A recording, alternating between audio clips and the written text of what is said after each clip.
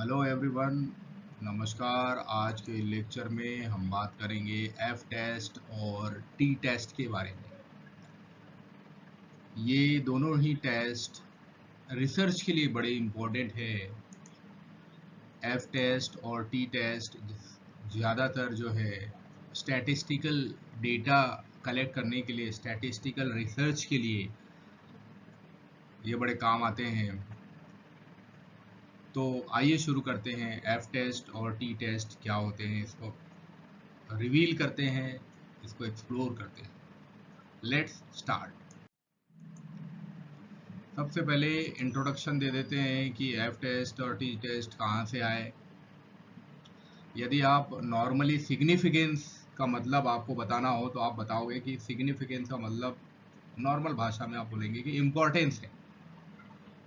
लेकिन अगर स्टैटिस्टिक्स में सिग्निफिकेंस का मतलब आपसे पूछा जाए तब आप बताएंगे कि ये प्रोबेबली ट्रू है।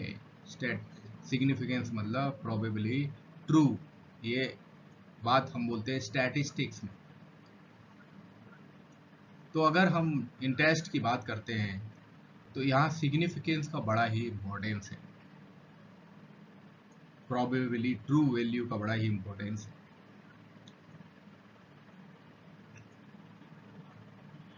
जब हम दो सैंपल्स के बीच में डिफरेंस बताते हैं तब सिग्निफिकेंस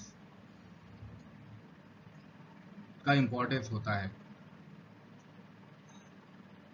यदि हम पॉपुलेशन की बात कर रहे हैं या कहीं बहुत ज़्यादा रिलेटेड, आपस में रिलेटेड जो पॉपुलेशन है उसकी बात कर रहे हैं,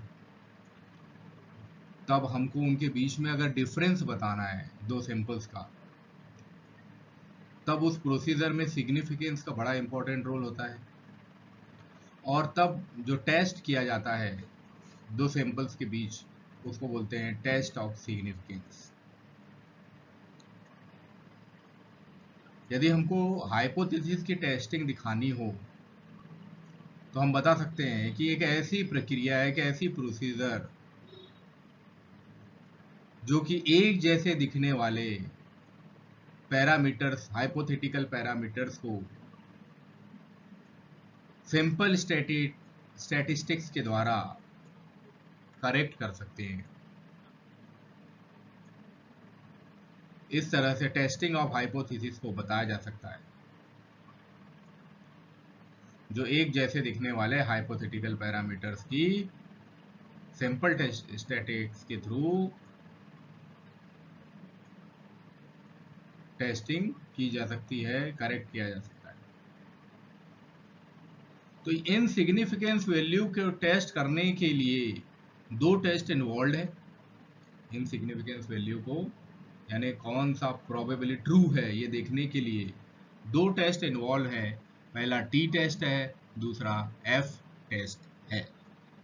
तो टी टेस्ट और जो ये एफ टेस्ट है, ये 1908 में गोसेट द्वारा टी स्टैटिस्टिक्स के बारे में सबसे पहले बताया गया। ठीक उसी प्रकार ये जो एफ टेस्ट है, इसको जॉर्ज सेंडेकर ने सर रोनाल्ड ए फिशर के ऑनर में बताया था। फिशर ने शुरुआत में वेरिएंस रेशो की एक स्टैटिस्टिक डेवलप की थी, जो कि 1920 में उन्होंने डेवलप की थी, और उन्हीं के ऊपर सेंडेकर ने एफ टेस्ट को बताया। अब हम बात करते हैं हाइपोथेसिस क्या होती है, क्योंकि हाइपोथेसिस समझ में आएगी तो ही हमको टेस्ट समझ में आएंगे। हाइपोथेसिस मतलब परिकल्पना। जब भी हम कोई काम, रिसर्च वर्क शुरू करना चाहते हैं, तब हम एक थॉट दिमाग में रखते हैं कि ये प्रोसीजर होगी, इस तरह से हम काम करेंगे। एक हाइपोथेटिकल थॉट हमारे दिमाग में होता है। साइंस वाला व्यक्ति है तो वो अपनी रिसर्च को किस तरह से आगे बढ़ाएगा, ये एक थॉट उसके दिमाग में चलता है और उसके थ्रू फिर प्रोसेस चलती है, उसको फिर ग्राउंड में लाके काम करता है। तो पहले हाइपोथेसिस, एक परिकल्पना करनी होती है तो हाइपोथेसिस जो होती है,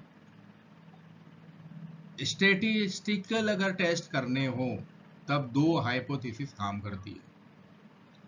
अब हम यहाँ साइंस की बात नहीं कर रहे हैं, हम स्टैटिस्टिक्स की बात कर रहे हैं। अगर स्टैटिस्टिकल टेस्ट करने हो तो दो हाइपोथेसिस काम करती है, जिनमें पहली होती है नल हाइपोथेसिस। नल हाइपोथेसिस का मतलब कोई डिफरेंस नहीं है हाइपोथेसिस में, यानी सिंपल स्टैटिस्टिक और पॉपुलेशन पैरामीटर के बीच में कोई डिफरेंस नहीं होता, उसको हम बोलते हैं नल हाइपोथेसिस, जिसको H नॉट से डिनोट करते हैं। किसके बीच में? सिंपल स्टैटिस्टिक और पॉपुलेशन पैरामीटर्स के बीच में जहां कोई डिफरेंस ना हो, उसको हम क्या बोलेंगे? Null hypothesis. नल का मतलब जीरो, इसको H नॉट से शो करते हैं। दूसरा होता है अल्टरनेटिव हाइपोथेसिस। ऐसी हाइपोथेसिस जो नल हाइपोथेसिस की कॉम्प्लीमेंट्री है, यानी अगर नल हाइपोथेसिस काम नहीं करेगी तो अल्टरनेटिव हाइपोथेसिस काम करेगी, जो उसकी कॉम्प्लीमेंट्री, इस वो नहीं तो ये ऐसा, तो इसको हम अल्टरनेटिव हाइपोथेसिस बोलते हैं। यानी जहां पे नल हाइपोथेसिस रिजेक्ट हो जाएगी वहां पे अल्टरनेटिव हाइपोथेसिस काम आएगी। इसे H1 से शो करते हैं या HA से भी शो करते हैं। तो दो तरह की हाइपोथेसिस है। नल हाइपोथेसिस, नल हाइपोथेसिस जो है डिफरेंस नहीं बताती सिंपल स्टैटिस्टिक्स और पॉपुलेशन पैरामीटर के बीच में, जबकि अल्टरनेटिव हाइपोथेसिस जो है नल हाइपोथेसिस का ही कॉम्प्लीमेंट्री है। अगर नल हाइपोथेसिस काम नहीं करेगी तो अल्टरनेट हाइपोथेसिस काम करेगी। अब आते हैं टाइप्स ऑफ एरर में। तो दो टाइप्स के एरर होते हैं हाइपोथेसिस के अंदर। पहला टाइप जो होता है वो रिजेक्शन ऑफ नल हाइपोथेसिस, यानी नल हाइपोथेसिस को रिजेक्ट कर देना, जो कि ट्रू है, इसको अल्फा कहते हैं। दूसरा टाइप होता है एक्सेप्टेंस ऑफ, यानी नल हाइपोथेसिस को एक्सेप्ट कर देना, जो कि फॉल्स है, इसको बीटा से शो करते हैं। अब यदि रिजेक्ट कर देंगे किसको? H नॉट को, यानी ये यदि हमने रिजेक्ट कर दिया नल हाइपोथेसिस को, तब अगर H नॉट ट्रू है तब टाइप 1 एरर होगा। यानी टाइप 1 एरर के लिए दो चीज़ें होनी चाहिए, एक तो H नॉट रिजेक्ट होना चाहिए, दूसरा H नॉट की वैल्यू ट्रू आना चाहिए, तब टाइप 1 एरर होगा। अगर H नॉट को एक्सेप्ट कर लिया जाता है और ये, तो जब H नॉट को एक्सेप्ट कर लेंगे और H नॉट की वैल्यू ट्रू होगी, तब ये करेक्ट डिसीजन कहलाएगा। ठीक इसी तरह यदि H नॉट को रिजेक्ट कर दिया जाए और H नॉट फॉल्स हो, यदि H नॉट फॉल्स हो और H नॉट को रिजेक्ट भी कर दिया जा रहा है, तब करेक्ट डिसीजन आएगा।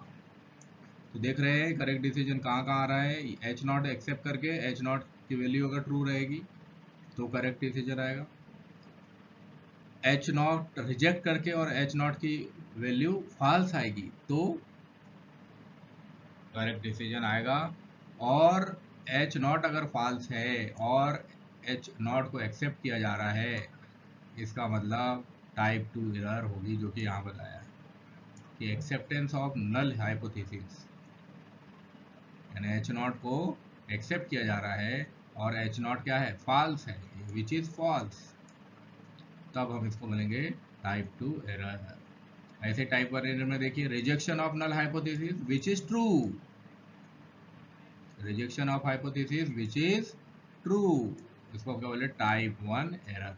तो इस तरह से आप टाइप 1 और टाइप 2 एरर्स के बारे में बता सकते हैं नल हाइपोथेसिस के थ्रू। तो मेन जो हाइपोथेसिस है वो हमारी नल हाइपोथेसिस है, जिसके ऊपर हमको काम करना है, जिसके बारे में हमको समझना है। अब आइए बात करते हैं टी टेस्ट की। तो ये जो टी टेस्ट है ये मीन सैंपल्स, यानी मीन डिफरेंस और स्टैंडर्ड एरर के बीच में जो रेशो होता है उसको बताता है। तो ये स्मॉल सैंपल के लिए उपयोगी नहीं है। अब इसके टेस्ट कैसे करेंगे टी टेस्ट की? तो अगर हाइपोथेसिस की टेस्टिंग करनी है तो इसके लिए कुछ प्रोसीजर फॉलो करने होते हैं। जैसे सबसे पहले तो एच नॉट सेटअप करना होगा, यानी नल हाइपोथेसिस को सेटअप करना पड़ेगा। दूसरा, अल्टरनेट हाइपोथेसिस यानी H1 को भी सेटअप करना पड़ेगा। तीसरा, ये देखना पड़ेगा कि क्या सैंपल साइज बड़ा है या छोटा है, क्योंकि अगर छोटा है तो टी टेस्ट करना थोड़ा मुश्किल हो जाएगा, तो ये भी चेक करना पड़ेगा। स्टैंडर्ड एरर को कैलकुलेट करने के लिए अप्रोप्रिएट फॉर्मूला निकालना पड़ेगा। टी टेस्ट या स्टैटिस्टिक टी कैलकुलेट करना पड़ेगा। और कैलकुलेटेड वैल्यूज जो कि टेबल वैल्यू के थ्रू सिग्निफिकेंस लेवल पर जो टेबल वैल्यू के थ्रू हमको कैलकुलेटेड वैल्यूज मिलेंगी, उनको कंपेयर करना होगा टी टेस्ट के अंदर। तो टी टेस्ट का फॉर्मूला है T is equal to mean difference upon standard error. T का फॉर्मूला है mean difference upon standard error. T test जो होते हैं मेनली तीन टाइप्स के होते हैं, 3 टाइप्स ऑफ टी टेस्ट। पहला होता है वन सैंपल टी टेस्ट, यानी एक सिंगल सैंपल का टी टेस्ट होगा।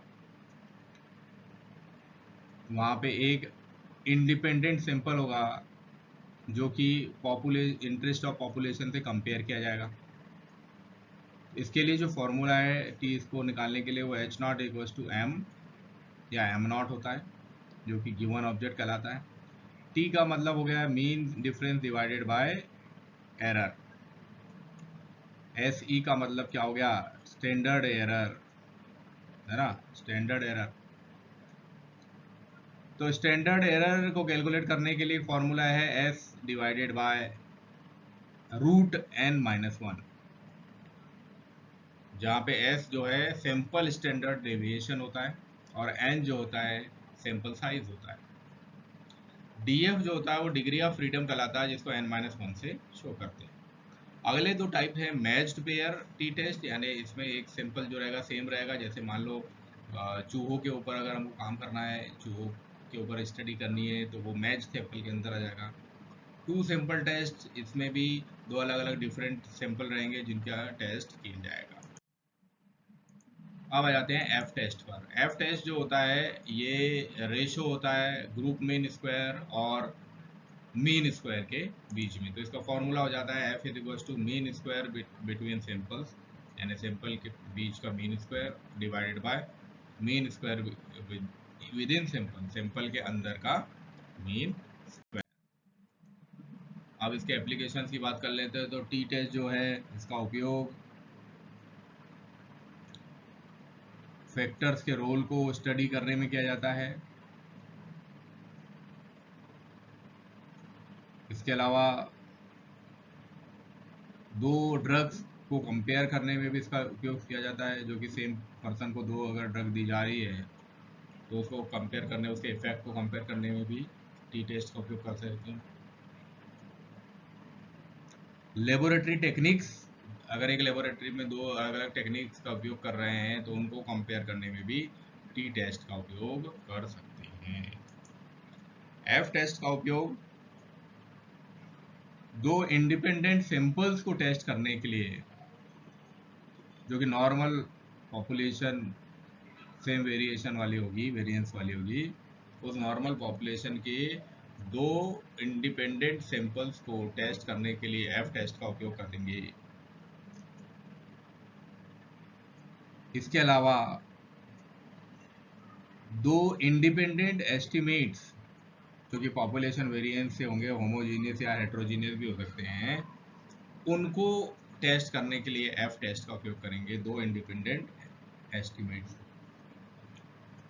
इस तरह से टी टेस्ट और एफ टेस्ट के बारे में बताया जा सकता है। Thank you very much for watching this.